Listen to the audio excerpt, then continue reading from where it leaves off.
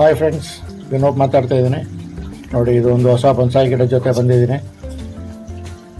Already ಇದು 8-10 ವರ್ಷದ ಗಿಡ ಇದು. ನೋಡಿ, ಇದು ಆ್ಯಕ್ಚುಲಿ ಗಿಡದ ಶೇಪ್ ಇದು.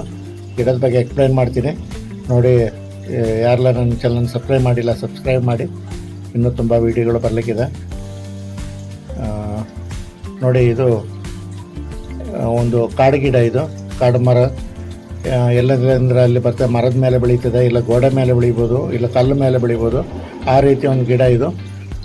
ಕಾಡು ಹಣ್ಣು ಬಿಡುವಂಥ ಒಂದು ಗಿಡ ಇದು. ನೋಡಿ, ಆ ಗಿಡದಲ್ಲಿ ಫುಲ್ ಹಣ್ಣುಗಳಾಗಿದೆ. ಅದು ಕೈ ಬಂದಿರುವಂಥದ್ದು. ಹೆಚ್ಚು ಕಮ್ಮಿ 10 ವರ್ಷದ ಗಿಡ ಇದು. ಇನ್ನೂ ಪ್ರೂನಿಂಗಲ್ಲಿ ಮಾಡಲಿಕ್ಕಿರುವಂಥ ಗಿಡ. ಅದನ್ನು ಒಂದೇ ಒಂದು ಸಿಂಗಲ್ ಕೊಂಬಲ್ಲಿ ತಂದು ಅದಕ್ಕೊಂದು ಮರದ ಶೇಪನ್ನು ಕೊಟ್ಟಿರುವಂಥದ್ದು. ಆ್ಯಕ್ಚುಲಿ ಇದನ್ನು ರಿಪೋರ್ಟ್ ಮಾಡುವಾಗ ನಾವು ಯಾವುದಾದ್ರು ಕಲ್ಲು ಮೇಲೆ ಇಟ್ಬಿಟ್ಟು ಈ ಗಿಡವನ್ನು ತೆಗೆದಾಗ ಒಂದು ಕಡೆಗೆ ವಾಲ್ಕೊಂಡು ತೂಕೊಂಡಿರುವಂಥ ಒಂದು ಗಿಡ ಇದು. ಇದು ನೋಡಿ, ಕಲ್ಲು ಮೇಲೆ ಹರಡಿದರೆ ಹೇಗೆ ಬೇರುಗಳಿರ್ತವೆ ಅಂತೇಳಿ ಅದನ್ನು ತೋರಿಸಿದ್ದೀನಿ. ಅದನ್ನ ಇಲ್ಲಿ ನೋಡಿ, ಇದು ಈ ಗಿಡದ ಆ್ಯಕ್ಚುಲಿ ಏಜ್ ಎಷ್ಟಿದೆ ಅಂತ ಹೇಳುವಂಥದ್ದು ತೋರಿಸುವಂಥದ್ದು. ಒಳಗಡೆ ಗ್ರೂ ಆಗಿ ಹಳೆ ಮರಕ್ಕೆ ಏನು ಬರ್ತದೆ ಬಂದಿರುವಂಥದ್ದು. ನೋಡಿ, ಇದು ಗೊತ್ತಾಗ್ತದೆ. ಅದು ಗೆದ್ದಲು ಹಿಡಿದು ಹೋಗಿರುವಂಥದ್ದು ಹೋಲ್ಸ್ ಬಂದಾಗ. ಮರಕ್ಕೆ ಈ ಗಿಡದ ಶೇಪ್ ಮಾಡಲಿಕ್ಕೋಸ್ಕರ ನಾನು 2-3 ವರ್ಷ ಮುಂಚೆ ಮಾಡಿರುವಂಥ ವೈಂಡಿಂಗ್ ವೈರ್ ಅದನ್ನು ನೋಡಿ ತೆಗಿತಾ ಇದ್ದೀನಿ. ಈ ಗಿಡ ಇಂಥದೇ ಶೇಪಲ್ಲಿ ಇರಬೇಕು ಅಂತ ಹೇಳುವಂಥ ನಮಗೊಂದು ದೂರದೃಷ್ಟಿಯಿಂದ ನಾವು ಈ ಶೇಪನ್ನು ಮಾಡಿರ್ತೀವಿ. ಆ ಶೇಪ್ಗೆ ಅನುಸಾರವಾಗಿ ಸ್ವಲ್ಪ ಗಟ್ಟಿ ಇರುವಂಥದ್ದು.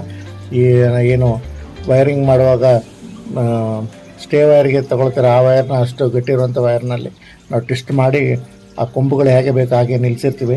ಇಲ್ಲಾಂದ್ರೆ ಅದು ವೆಯ್ಟ್ ತೊಗೊಳೋದಕ್ಕಿಂತ ಗಿಡ ಯಾವ ಕಡೆ ಬೆಳಕು ಬರ್ತದೆ ಆ ಕಡೆ ಬೆಳೆಯುವಂಥ ಜಾಸ್ತಿ.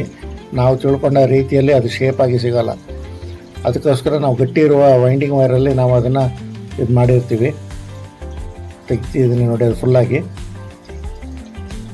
ಒಂದು ಕೊಂಬು ಮೇಲಕ್ಕೆ ಬಂದಿರುವಂಥದ್ದು, ಇನ್ನೊಂದು ನೋಡಿ ತೆಗೆದಾಗಲೂ ಎಲ್ಲ ಮೇನ್ ಬ್ರ್ಯಾಂಚಿಂದ ಸಣ್ಣ ಸಣ್ಣ ಬ್ರ್ಯಾಂಚ್ಗಳು ಏನು ಬಂದಿದೆ ಅದೆಲ್ಲ ಮರ ಹರಡ್ಕೊಂಡಿರುವ ರೀತಿಯಲ್ಲೇ ನಿಂತ್ಕೊಂಡಿದೆ. ಅದು ಒಂದು ಇದನ್ನು ನಾನು ಕೆಳಗಡೆ ತೂಕೊಂಡಿರುವ ಹಾಗೆ ನಿಲ್ಲಿಸೋ ರೀತಿಯಲ್ಲಿ ಮಾಡಿದ್ದೀನಿ. ಆ ಕೊಂಬು ಕೂಡ ನೆಟ್ಟಾಗಿ ನಿಲ್ಲಾಗ ಅದನ್ನು ವೈಂಡಿಂಗ್ ವೈರಿಂದ ವೈಂಡ್ ಮಾಡಿದೆ. ನೋಡಿ, ಅದೆಲ್ಲ ತೆಗೆದಾಗಲೂ ಸೇಮ್ ಏನು ಶೇಪ್ ಇದೆ ಆ ಶೇಪಲ್ಲಿ ಅದು ನಿಂತ್ಕೊಳ್ತದೆ. ಅದು ಬೆಳಕೆ ಸಿಕ್ಕಿದಾಗ ಗಿಡ ಅದರದೇ ಅದು ಶೇಪಲ್ಲಿ ಬೆಳೀತದೆ. ಹಾಗೆ ಆಗಬಾರ್ದು. ನಮಗೆ ಬೇಕಾದ ರೀತಿಯಲ್ಲಿ ಅದು ಇರಬೇಕು ಅಂತ ಹೇಳೋದಕ್ಕೆ ನಾವು ಈ ರೀತಿಯನ್ನು ಮಾಡಿರ್ತೀವಿ. ನೋಡಿ,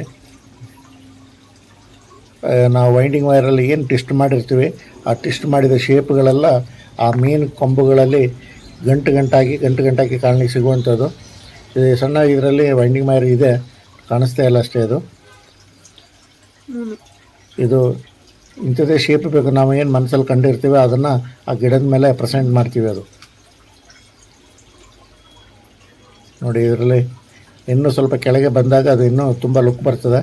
ನೆಕ್ಸ್ಟ್ ಅದನ್ನು ಆ ವೈರನ್ನು ನಾವು ಟೈಟ್ ಮಾಡಿ ಎಳೆದು ಕಟ್ತೀವಿ. ನಾವು ಅದು ಕಟ್ಟಿದಾಗ 1 ವರ್ಷದಲ್ಲಿ ಪುನಃ ರಿಪಾರ್ಟ್ ಮಾಡುವಾಗ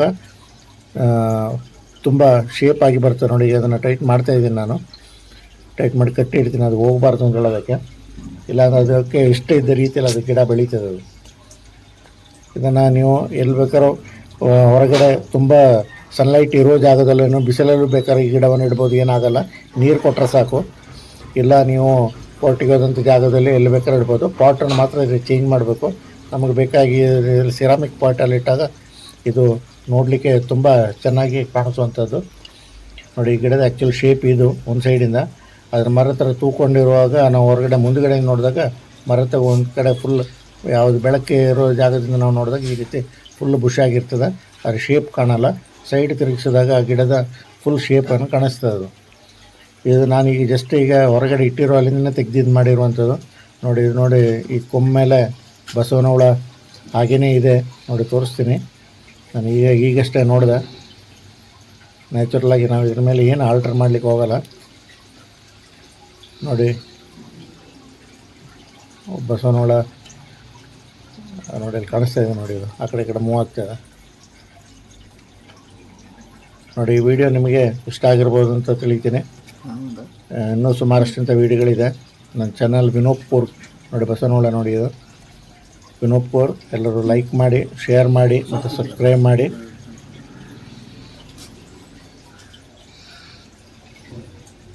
ನೋಡಿ ಗಿಡ ಫುಲ್ ರೌಂಡ್ ತೋರಿಸ್ತಾ ಇದ್ದೀನಿ. ಹೆಚ್ಚು ಕಮ್ಮಿ ಇದು 2 ರಿಂದ 2.5 ಅಡಿ ಇದೆ. ಬೊನ್ಸಾಯಿ ಅಷ್ಟು ಬೆಳೆಸಲ್ಲ, ಕಟ್ ಮಾಡ್ತೀನಿ ಅದು.